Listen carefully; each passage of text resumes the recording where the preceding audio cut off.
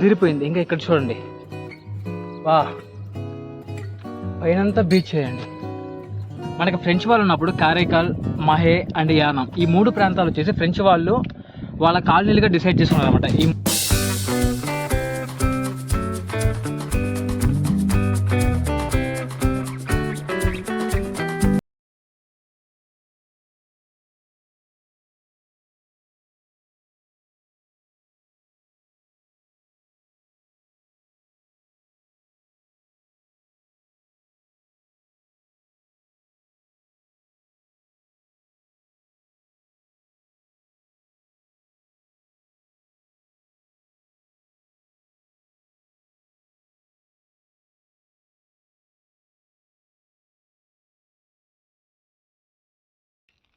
Hello friends, చూస్తున్నారు కదా, ఇదే అనమాట టవర్. మనం ఇందాకే అనుకున్నాం కదా, ఇదే అనమాట యానాం టవర్, లేదంటే ఓబ్లిసిక్ టవర్ అంటారు అనమాట దీన్ని. దాన్ని లేటర్గా వచ్చేసి యానాం టవర్గా పిలుస్తాం, అండ్ ఈఫిల్ టవర్ అని కూడా పిలుస్తాం అనమాట. సేమ్ ఈఫిల్ టవర్కి అచ్చుకుతున్నట్టుగా ఇక్కడ దింపారనమాట. ఇది వచ్చేసి 2015లో ఉన్నటువంటి అప్పుడు ఉన్నటువంటి ఎమ్మెల్యే వీళ్ళ యొక్క సహకారంతో అయితే కట్టించారనమాట. చాలా బాగుంది ఇక్కడ ఇది మాత్రం. అండ్ ఇది వచ్చేసి కంప్లీట్గా మనకి 12 acres ఉందన్నమాట. కంప్లీట్గా కూడా ఇది 12 acresలో ఉంటుంది. అండ్ 40 crores పట్టిందండి ఇది కట్టడానికి. మొత్తం 100 feet ఉంటుంది. ఈ ఫస్ట్ ఫ్లోర్ అంతా కూడా మనకి విజిటింగ్, జస్ట్ మనం అంటే ఇది ఒక ఫంక్షన్ హాల్ టైప్ అనమాట. జస్ట్ మనం అక్కడ కింద కూర్చోడానికి, చూడడానికి, ఎవరైనా ఏదైనా పెర్ఫామ్ చేస్తుంటే చూడడానికి పనికి వస్తుంది. అండ్ నెక్స్ట్ ఫ్లోర్ నుంచి వచ్చేసి మనకి మొత్తం రెస్టారెంట్ టైప్లో ఉంటుంది అనమాట. ప్రజెంట్ అక్కడ రెస్టారెంట్ ఉందో లేదో కూడా తెలియదు, వెళ్ళి చూడాలి మనం. అండ్ ఒక రెస్టారెంట్ టైప్లో ఉంటుంది, అక్కడ కూర్చోడానికి, తినడానికి పనికి వస్తుందని చెప్పారు. అండ్ తర్వాత నుంచి 3వ ఫ్లోర్ నుంచి మిగతా 2 ఫ్లోర్లు, దాదాపు 3 ఫ్లోర్లు ఉంటాయి. ఆ 3 ఫ్లోర్లు మొత్తం కూడా కంప్లీట్గా మనకి విజిటింగ్ అనమాట. జస్ట్ వ్యూ పర్పస్ అంటున్నాను. సూపర్గా ఉంటుందంట వ్యూ అయితే మాత్రం. డైరెక్ట్గా దగ్గరికి వెళ్ళి చూద్దాం ఆ వ్యూ ఎలా ఉంటుంది అనేది. చూడండి, సూపర్గా ఉంది. దగ్గర నుంచి చూస్తుంటే కళ్ళు సరిపోవట్లేదు. మరి మీకు దీంట్లో ఎలా కనిపిస్తుందో నాకు తెలియదు, కానీ దగ్గర నుంచి మాత్రం వ్యూ అసలు కళ్ళు సరిపోవట్లేదు. సూపర్గా ఉంది. అండ్ అదేవిధంగా మీరు ప్రతి ఒక్కరు కూడా ఛానల్ సబ్స్క్రైబ్ చేసుకోండి. మనం కంప్లీట్గా అసలుకి టవర్ యొక్క చరిత్ర కానీ, యానాం చరిత్ర కానీ, ఎందుకు యానాం మన తెలుగు రాష్ట్రాల్లో కలవలేదు, అసలుకి యానాంకి ఏంటి స్పెషల్,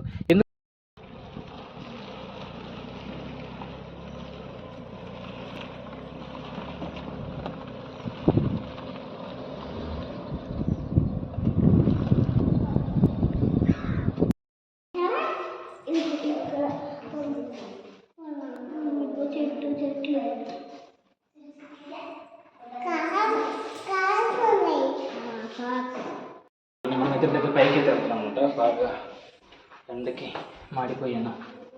పైకి అయితే వెళ్తున్నాను ఇప్పుడు. First floor.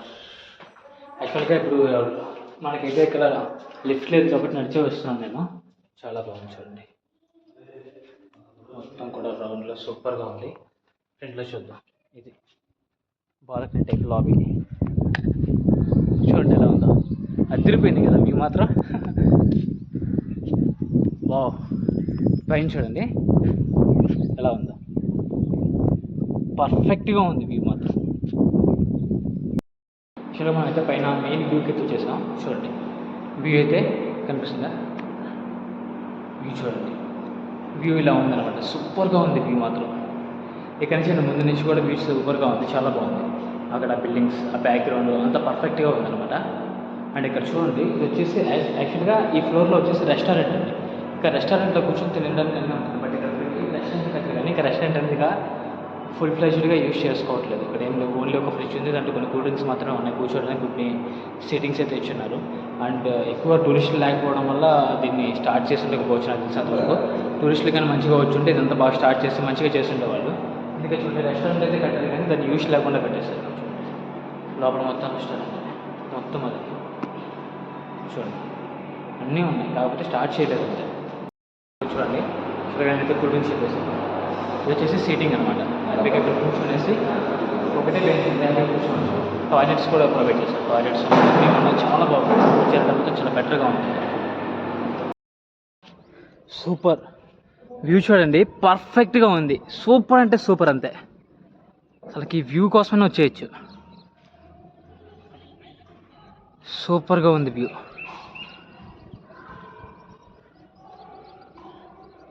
అదిరిపోయింది. ఇంకా ఇక్కడ చూడండి, వా పైనంతా బీచ్ చేయండి. చూడండి ఎలా ఉందో. యాక్చువల్గా ఏంటి అంటే మనకి ఫ్రెంచ్ వాళ్ళు ఉన్నప్పుడు కారైకాల్, మహే అండ్ యానం ఈ 3 ప్రాంతాలు వచ్చేసి ఫ్రెంచ్ వాళ్ళు వాళ్ళ కాలనీలుగా డిసైడ్ చేసుకున్నారు అనమాట. ఈ 3 ఫ్రెంచ్ వాళ్ళ కాలనీలు. అయితే ఈ మూడిట్లలో యానాం దగ్గర వచ్చేసి ఎక్కువగా ఆర్థిక రిసోర్సెస్ అనేది తక్కువగా వస్తున్నాయి. ఎక్కువ ఇక్కడ ఎకనామికల్ రిసోర్సెస్ అనేది తక్కువగా రావడం వల్ల యానాంని వీళ్ళు వదిలేసుకున్నారు. మనకి యానాం అవసరం అయితే మిగతా 2 ఉన్నాయి కదా, అవి చాలు అనుకున్నారు. సో అటువంటి టైంలో ఏం చేశారంటే మొఘలులు వచ్చేసి దీన్ని మళ్ళీ ఆక్రమించారు. ఇప్పుడు 1725, 26 ఆ టైంలో ఆక్రమించేసి ఈ యానాంగా ఉన్నది కాస్త వాళ్ళు ఎక్కువగా ఇనాముల్లో కొలుస్తారు కాబట్టి వాళ్ళ మనీ అంతా కూడా దాన్ని ఇనాంగా మార్చేసుకున్నారు. సో మళ్ళీ కొంచెం ఆర్థిక వనరులు ఎక్కువగా రావడం వల్ల సో మళ్ళీ ఫ్రెంచ్ వారు దీన్ని ఏం చేశారంటే దీన్ని మళ్ళీ టేకప్ చేసుకుని వేరే వాళ్ళ యొక్క మధ్యవర్తిత్వం వల్ల మళ్ళీ దీన్ని టేకప్ చేసుకునేసి ఈ ఇనాంని కాస్త మళ్ళీ యానాంగా చేంజ్ చేశారనమాట. సో ఇవి చూడండి ఎంత బాగుందో. సో ఇలా జరుగుతున్న టైంలో ఏమైంది అంటే సో కంప్లీట్గా మొత్తం మనకి 40 ఏళ్ళు స్వతంత్రం వచ్చేసినా కానీ ఈ ఫ్రెంచ్ వాళ్ళు ఈ 3 ప్రాంతాలను మాత్రం వదలలేదు. ఈ 3 ప్రాంతాలని యాజ్ ఇట్ ఈస్గా వీళ్ళ దగ్గర అలానే పెట్టేసుకున్నారు. సో అటువంటి టైంలో ఏం జరిగింది అంటే సో మళ్ళీ 1956లో అనుకుంటాను, 56లో వచ్చేసి 56లో వచ్చేసి ఫ్రెంచ్ వాళ్ళు వాళ్ళ దేశానికి వెళ్ళిపోతూ ఈ 3 ప్రాంతాలు కూడా మన భారతదేశానికి వదిలిపెడుతూ వాళ్ళు కొన్ని కండిషన్స్ పెట్టారు. ఆ కండిషన్స్ ఏంటి అంటే ఉన్నటువంటి దీంట్లో కలపకూడదని ఏదో పెట్టారు. సో అటువంటి టైంలో అందుకోసం అనేసి ఈ 3 ప్రాంతాలను మనకి కేంద్రపాలిత ప్రాంతమైనటువంటి పాండిచ్చేరికి అయితే ఈ 3 ప్రాంతాలను పెట్టేసేది. ఈ 3 కాలనీలు ఏవైతే ఉన్నాయో ఈ 3 కాలనీలు. అండ్ ఫ్రెంచ్ వారు వెళ్ళిపోయిన తర్వాత ఇంట్రెస్టింగ్ ఫ్యాక్ట్స్ చూడండి. ఇక్కడ ఫ్రెంచ్ వాళ్ళు వెళ్ళిపోయిన తర్వాత కూడా ఫ్రెంచ్ వాళ్ళు ఒక సర్వే పెట్టారంటండి. ఏంటండి ఆ సర్వే అంటే మీరల్లో ఎంతమందికి ఫ్రెంచ్ యొక్క పౌరసత్వం కావాలి అని కోరుకుంటారు అని అడిగితే వాళ్ళల్లో చాలామంది సర్వేలో వచ్చేసి ఆల్మోస్ట్ ఒక 10% పీపుల్ కూడా ఫ్రెంచ్, ఎందుకంటే వీళ్ళు ముందు నుంచి ఫ్రెంచ్లోనే ఉన్నారు కదా. సో ముందు నుంచి వీళ్ళు ఈ ఫ్రెంచ్ యొక్క ఈ వాతావరణానికి అలవాటు పడిపోవడం వల్ల వీళ్ళు ఏం చేశారంటే సో ఓకే ఒక 10% మంది, ఆల్మోస్ట్ ఒక 95-100 మంది వరకు కూడా ఇక్కడ సో అదే ఫ్రెంచ్లో ఉండడానికి అంటే ఆ ఫ్రెంచ్ యొక్క వాళ్ళ వారసత్వం తీసుకోవడానికి ఇష్టపడ్డారు, పౌరసత్వాన్ని తీసుకోవడానికి. సో వాళ్ళందరికీ కూడా ఫ్రెంచ్ ప్రభుత్వం, అక్కడ ఉన్నటువంటి ఫ్రెంచ్ ప్రభుత్వం ఏం చేసిందంటే వాళ్ళకి పౌరసత్వం ఇచ్చింది. ఈ పౌరసత్వం ఇచ్చిన వాళ్ళందరూ కూడా కొంతమంది ఇప్పటికీ కూడా ఫ్రెంచ్లో బతుకుతున్నారు. అండ్ ఇప్పుడు మనకి ఎలాగైతే ఫ్యాక్ట్ చూడండి, మనకి ఎలా అయితే వృద్ధాప్య పింఛన్ వస్తుందో అదేవిధంగా ఇక్కడ పౌరసత్వం తీసుకున్న వాళ్ళ ముసలి వారికి కూడా వృద్ధాప్య పింఛన్ వస్తుంది. వాళ్ళకి ఎంత అనుకుంటున్నారు చెప్పండి? మనకి ఎంత వస్తున్నాయి? 3,000. సో కొత్త ప్రభుత్వాలు 4,000 అంటున్నాయి, 5,000 అంటున్నాయి. అంతవరకే కదా. ఫ్రెంచ్ ప్రభుత్వం వీళ్ళకి 30,000 అండి. అక్షరాల అంటే వాళ్ళ డబ్బుల్లో తక్కువ, మన డబ్బులకి వచ్చేసరికి ఏమవుతుందంటే ఇది 30,000గా కన్వర్ట్ అవుతుంది. ఈ 30,000 రూపాయలు వచ్చేసి వీళ్ళకి పింఛన్గా వస్తుంది. ఎందుకంటే ఏం కావాలి చెప్పండి, హ్యాపీ కదా. సో కొంతమంది ఈ చేరిన వాళ్ళలో కూడా ఆ పౌరసత్వానికి తీసుకున్నప్పటికీ అక్కడ ఉండే వాళ్ళందరూ కూడా ఏం చేస్తారంటే మన ఇండియన్స్ని అంటే ఇక్కడ ఉన్నటువంటి లోకల్ పీపుల్ని మ్యారేజ్ చేసుకుంటున్నారు వాళ్ళు కూడా. సో ఆ పక్క దేశానికి పౌరసత్వం తీసుకోగానే దానికి తగినట్టుగా కాకుండా వాళ్ళ మూలాలను, ఏదైతే భారతదేశం మూలాలను వాళ్ళు అలానే గుర్తుపెట్టుకునేసి భారతదేశంలోనే ఉంటున్నారు కాబట్టి సో ఇక్కడ ఉన్నటువంటి వీళ్ళనే పెళ్లి చేసుకున్నారు, ఇక్కడ ఉన్న అన్నింటినీ పాటిస్తున్నారు. కాకపోతే ఈ రోజుకి కూడా ఒక 90 మంది వరకు కూడా ఫ్రెంచ్ యొక్క పౌరసత్వాన్ని తీసుకునే ఉన్నారు. సో వాళ్ళలో చాలామంది ఇప్పుడు వివిధ రకాల భిన్నాభిప్రాయాలు ఉంటాయి కాబట్టి ఆ భిన్నాభిప్రాయాల కారణంగా ఇక్కడ ఏంటంటే చాలామంది మన ఆంధ్రప్రదేశ్లో కానీ వీటిల్లో కలవడానికి ఇష్టపడలేదు. ఆ తర్వాత వచ్చినటువంటి కొంతమంది ప్రధానమంత్రులు కానీ ఇలాంటి కొంతమంది ముఖ్యమంత్రులు కూడా దీంట్లో కలపడానికి చాలా ప్రయత్నించారు, కానీ ఆంధ్రప్రదేశ్లో కలిపేద్దామని.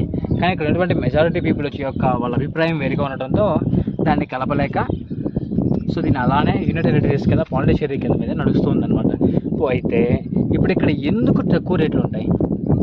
ఇప్పుడు మిగతా వాళ్ళందరితో కూర్చుకుంటే కూడా ఇప్పుడు మనకి ఏంటి అంటే యానాం అనేది ఒక ఆంధ్ర గోవా లాంటిదండి. ఇప్పుడు మిగతా వాళ్ళకి గోవా ఎలానో మన ఆంధ్రప్రదేశ్ వాళ్ళకి యానాం అనేది గోవా లాంటిది. ఎందుకు అంటే మన మందుబాబులకి వాళ్ళకి మందు కావాలంటే ముందు ఇక్కడికి వచ్చి కొంటారు. ఎందుకంటే చాలా చీపెస్ట్ రేట్స్ అండి. మనం కంపేర్ చేసుకుంటే మన ఏపీ తెలంగాణ కంపేర్ చేసుకుంటే చాలా చీపెస్ట్ రేట్లో ఉంటుంది. పెట్రోల్ ధరలు కూడా మనకి ఆల్మోస్ట్ 110 ఉందనుకుంటాను ప్రజెంట్.